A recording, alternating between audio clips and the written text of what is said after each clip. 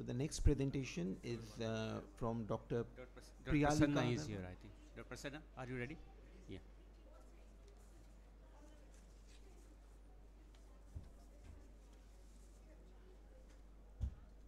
Prasanna Venkatesh, 441.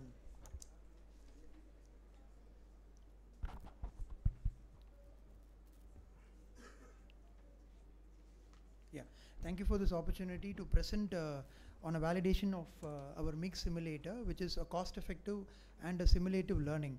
So I got this idea when I was doing one of my MIGS cases. So as you can see, the first stent was superficially implanted and it fell off. And the second stent was then implanted first, followed by then retrieving the first stent, and then I had to reassess myself and take it out and then go back in. But again, in the initial days, there were not much of teaching videos, and I lost the stent again in the corneal incision. So I had to go back and take it back and then go back and re-implant it. So all of us, MIGS is something that is highly coming up in glaucoma, and all's well ends well. So we went back to our drawing board and we wanted to make something for MIGS, because MIGS is something that is upcoming, and we wanted our glaucoma fraternity to train in MIGS in a very easier, cost-effective and very portable manner.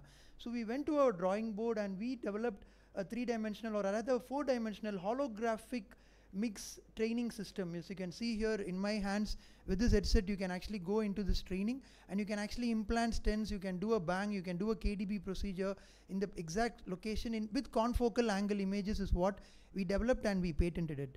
So this is the patent that we have done, and we wanted to analyze how wet lab training is different to a simulative training, because in MIGS the God's eye is not suitable for a wet lab training. The angle structures are collapsed, so we don't get to train in a wet lab. Compared to a cataract and wax eyes, the angles are totally different. So we wanted to really have a mimicking system, and we had various postgraduate institutes, 30 glaucoma fellows participated. We did a roadshow in 3 months, October to December 2022, and the questionnaire was, after a focus group discussion among a pilot group, was it adequately prepared for real surgical procedures after completing the simulagical training?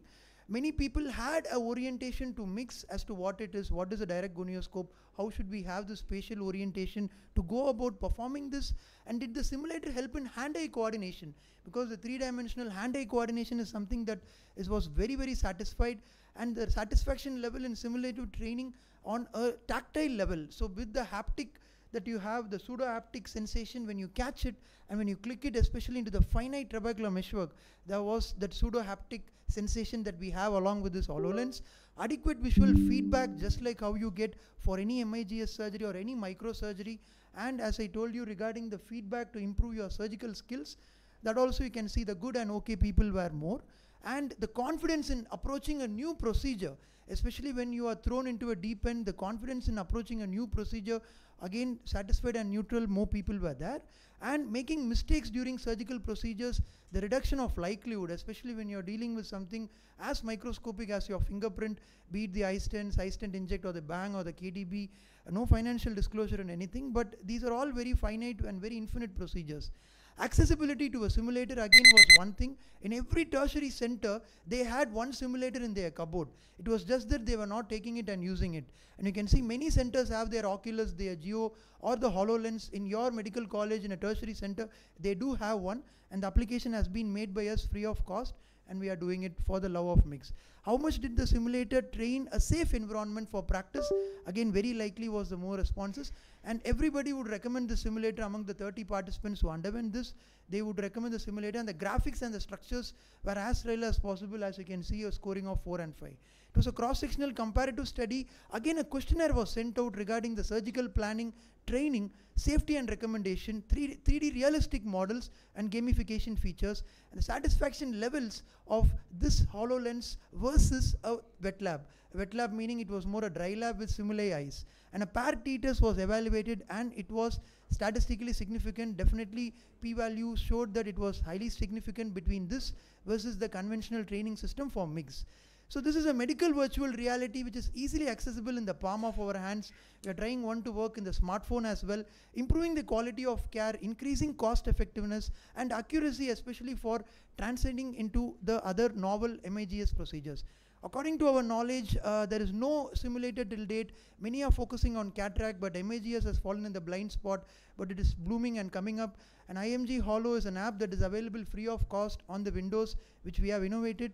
It's cost effective, accessible, and the users are showing a positive feedback, and we wanted to present this. And it is only a matter of time before holograms are not science fiction anymore. So this is a science-based reality, and we have brought it into the world of mix for training as well as refining the finite procedures for dexterity and more. Thank you once again for giving me this opportunity to present on this. Thank you. Thank you, Dr. Prasanna. I think you're doing a wonderful work. The problem is, just one question I would like to know. I mean, your satisfaction levels very high, but they're based on like a survey, right? So is there any real improvement in when they actually do the surgical procedure?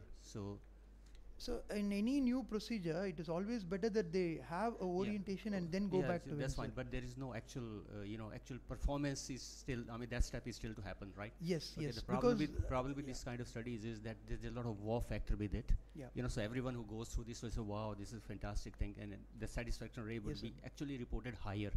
So it's very hard to say there's truly high satisfaction, or it's just because of the wow factor. So would you like to say anything on that? So the satisfaction levels were predominantly focused on novice surgeons who are transcending into mix. Maybe another study regarding surgical versus simulative, how it has really Actual performance. Yes, sir. Actual performance is something we are looking at also. Thank you sir. so much. Any Yes, question sir. from the audience? Anyone? Yeah. Thank you very much. Thank you, sir. Wonderful Thank you. work. Thank you.